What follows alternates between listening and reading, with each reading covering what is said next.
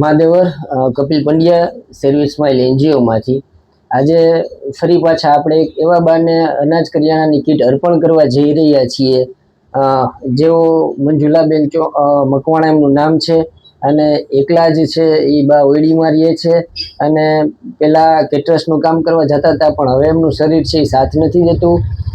એમના હસબન્ડ છે એ 15 વર્ષ પહેલાં ગુજરી ગયા।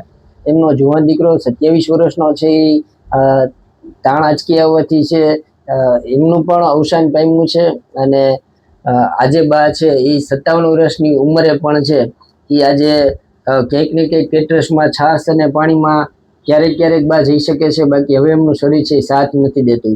તો અમે આપ સૌને નમ્ર વિનંતી કરીએ છીએ કે આપની આસપાસ વસતા આવા કોઈ પણ પરિવાર હોય તો ચોક્કસથી છે એમને મદદરૂપ થશો અને પુણ્ય કાર્ય કમાશો। અને આજની જે અનાજ કરિયાણાની કીટ છે એમના દાતાશ્રી રશ્મિનભાઈ યાજ્ઞિક પરિવાર તરફથી આ અનાજ કરિયાણાની કીટ મંજુલાબેન મકવાણાને અર્પણ કરવામાં આવી રહી છે। તો આ તકે સર્વિસ સ્માઇલ એનજીઓ પરિવાર રશ્મિનભાઈ યાજ્ઞિક પરિવારનો ખૂબ ખૂબ આભાર માને છે।